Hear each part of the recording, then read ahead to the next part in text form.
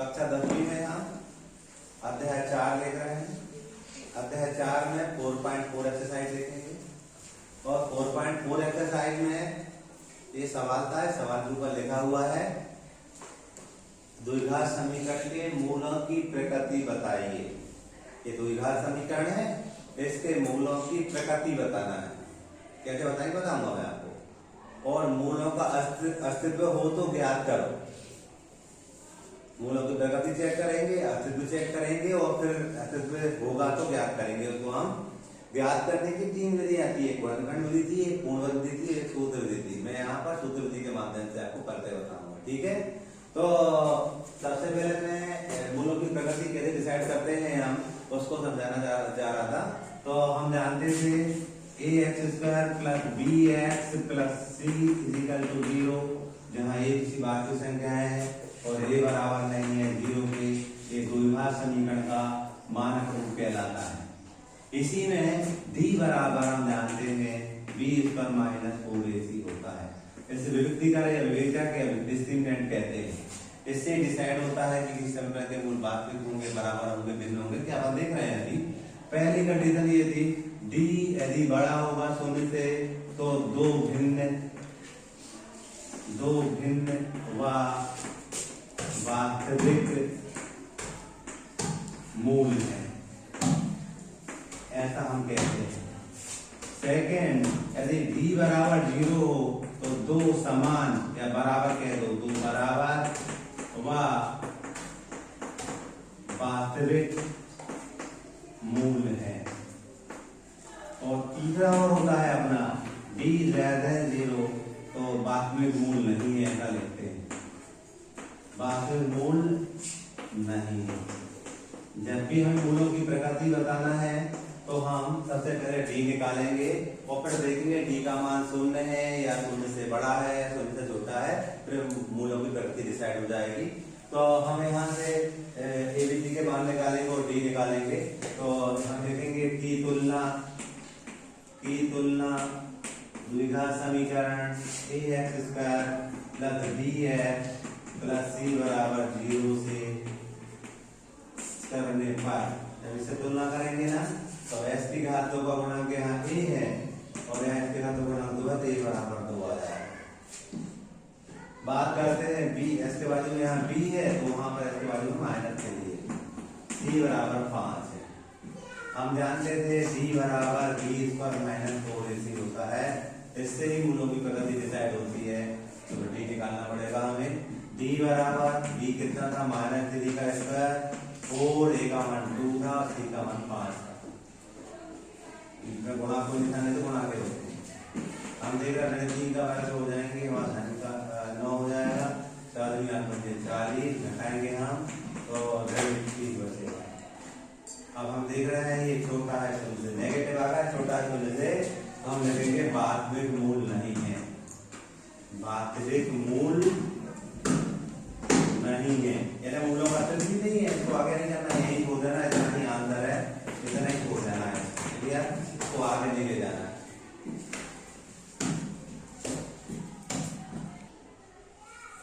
4.4 का पहले का दूसरा है द्विघात समीकरण 3x² - 4√3x + 4 = 0 के मूलों की प्रकृति बताना है और मूलों का अस्तित्व हो तो मूलों को ज्ञात भी करना है। मूलों की प्रकृति बताने के लिए हमें पहले एबीसी निकालना पड़ता, फिर डी निकालना पड़ता, फिर देखना पड़ता धन का है, जीरो है, ऋण का है, फिर प्रकृति डिसाइड हो जाती है। अगर वो अस्तित्व मूलों को होता है तो आगे करते भी निकालते भी हैं हम सूत्र विधि से, ठीक है। तो देखिए हम यहाँ इसको करने जा रहे हैं। तो की तुलना द्विघात समीकरण ax² plus bx plus c बराबर 0 से करने पर तो a बराबर 3, s की घात 2 का गुणांक है यहाँ पर 3, b बराबर ऐसे गुणांक यहाँ b था, यहाँ पर -4√3 था और c बराबर 4। abc निकाल लिया। अब d निकालते हैं। हम जानते थे d बराबर b² माइनस 4ac होता है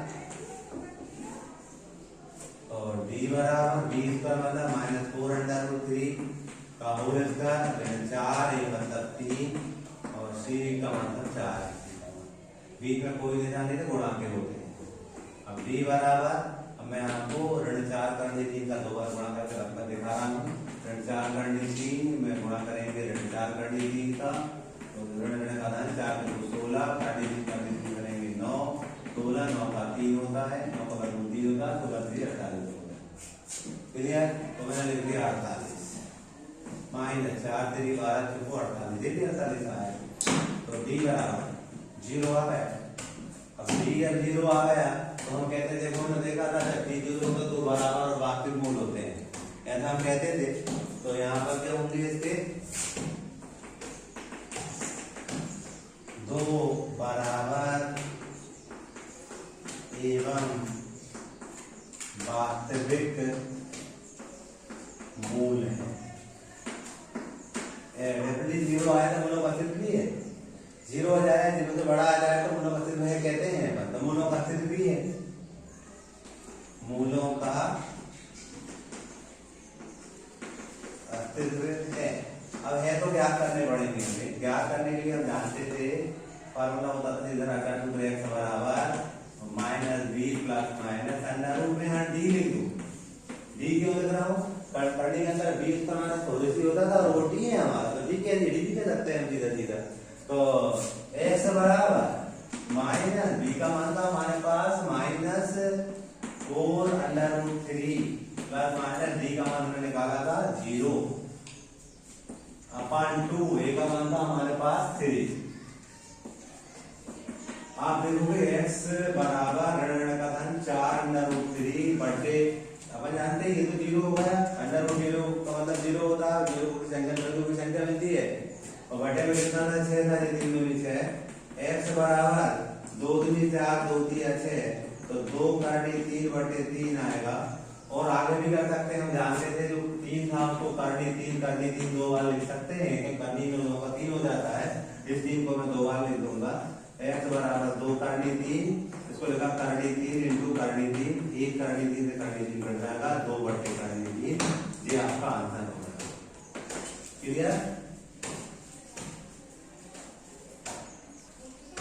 एक्सरसाइज 4.4 पहले का तीसरा, दुर्गा समीकरण 2x² माइनस 6x बराबर 0 के मूलों की प्रकृति बताइए।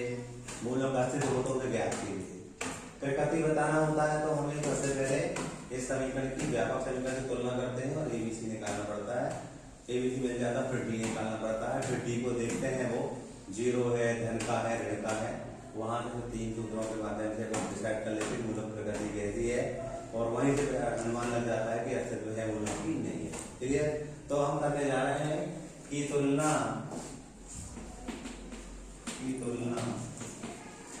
ax² plus bx plus c बराबर 0 से करने पर, तो a बराबर 2, b बराबर 6, c बराबर 3। देखा s की घात 2 के बाजू में है, गुणा किया था 2, यहाँ s के घात 2 के बाजू में 2 था, तो a बराबर 2, s के बाजू में यहाँ ऋण 6 है, यहाँ b था, तो b बराबर ऋण 6, तो c बराबर 3 हो गया।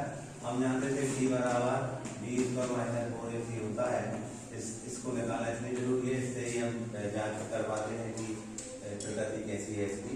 और d बराबर b का मान था ऋण 6 का वर्ग 4, a का मान था 2, c का मान था 3, d बराबर 6 का वर्ग 36, 4 3 12 12, ये कितना हुआ 4 2 8 3 24 है। ठीक है, 4 2 8 3 24, d बराबर घटाने पर अपना 12 आता है, और ये बड़ा है 0 से, ये बड़ा है 0 से, 12 0 से बड़ा है, निशान लगा हुआ है, बड़ा है 0 से, तो हम कहेंगे बड़ा है 0 से क्या लिख देते, तो भिन्न वास्तविक मूल।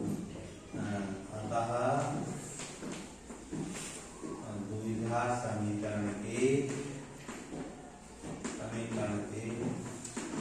दो भिन्न वास्तविक मूल होंगे, मूल है तो उन्हें ज्ञात करने पड़ेंगे। जिससे ज्ञात करने पड़ेंगे वो श्रीधर आचार्य से मूलों का अस्तित्व ही है। ये 12 आया ना, तो लिख देंगे मूलों का अस्तित्व है, मूलों का अस्तित्व है। अब अब निकालेंगे इसको हम सीधा आकर तो हम जानते थे x बराबर minus b plus minus under root d upon 2a होता था। तो x बराबर माइनस बी का मान था -6 प्लस माइनस बी का मान था हमारे पास 12/2, a का मान था 2।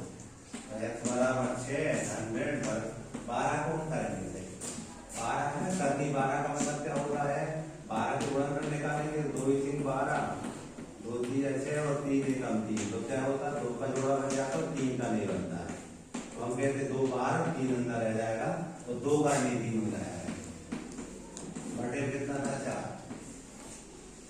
आगे देखेंगे आप हमने क्या किया x बराबर 6 और 2 बचे हमने यहाँ 2 कॉमन लिया 300 करनी 3 बचा बटे 4। क्या किया समझ जाऊंगा यहाँ से मैंने 2 कॉमन ले लिया तो 2 3 अच्छा 3 बचेगा 2 ले लिया करने 3 में बचेगा। अगले बार में हम क्या करेंगे 2 एकम 2 2 2 4 लिख देंगे और घनशील लेंगे तो x बराबर आ जाएगा आपका 3 धन करनी 3 बटे 2 और ऋणशील लेंगे हम तो x बराबर आ जाएगा हमारा 3 ऋण करनी 3 बटे 2। यहाँ से दोबारा धन ले लिया इसने से बार ऋण ले लिया ये आपका आंसर हो जाएगा।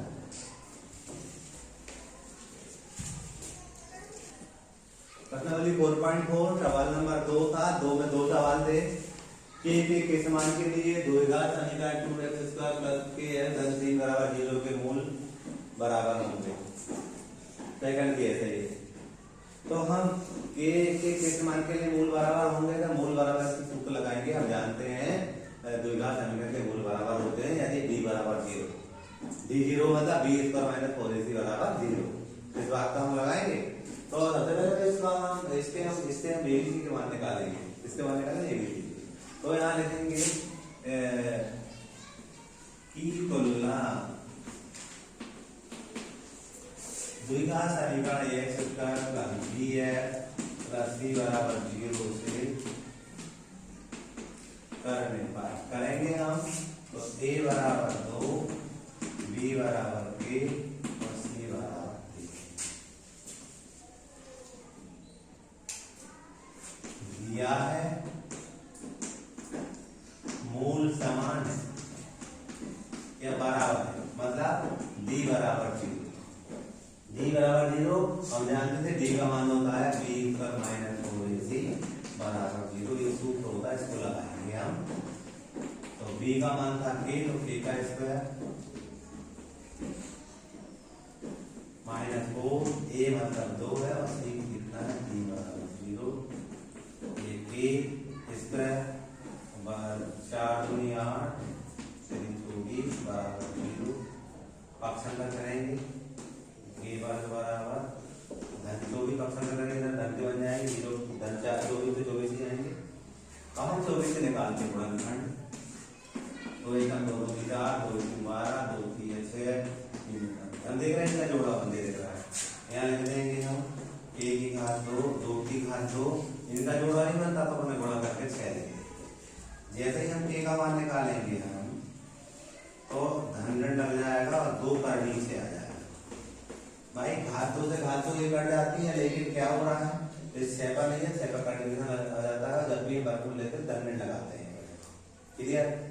इसी तरह से सेकंड है इसी का k के समान भी ये समीकरण के मूल समान होंगे बराबर होंगे तो इसके साथ निर्माण करेंगे तो k x की घात 2 इसका इससे करेंगे तो 2k से बराबर। हम देख रहे हैं कि तुलना ax² plus bx plus c बराबर 0 से करने पर करेंगे हम तो x की घात 2 गुणा के यहाँ a है यहाँ पर k b बराबर x का गुणांक यहाँ b है x का गुणांक यहाँ ऋण 2k और c बराबर 6 दिया है। द्विघात समीकरण के मूल बराबर है मतलब d बराबर 0 होगा d मतलब b² - 4ac बराबर 0। ये सूत्र है हमारा मूल समान के लिए सूत्र लगाते हैं हम। b का मान था ऋण 2k का संपूर्ण घात 2 4 a का मान था k और सी का मान था हमारे पास 6। 2 के का वर्ग तो ये हुआ 4 के की घात तो 4 से 24 के बराबर 24। यहाँ से क्या कर रहे हैं हम 4 के का मान ले रहे हैं। के धन यहाँ 4 तो बाहर आएगा, के वर्ग में से के आ गया तो के बचेगा, और 4 3 24 तो 6 बजे, के तो मान लीजिए के बराबर 2। अगले पद में हमने देखा था 2 संख्या गुणा शून्य के बराबर होता है तो उनमें से एक संख्या अवश्य शून्य के बराबर होती है, फिर या तो 4 के बराबर 0 होगा या के ऋण से बराबर 0 होगा। यहाँ से मिल जाएगा के बराबर सीधा सीधा शून्य बटे 4 शून्य होगा, और यहाँ के बराबर मिल जाएगा ऋण से हो जाएगा धन से। ये आपके आंसर है।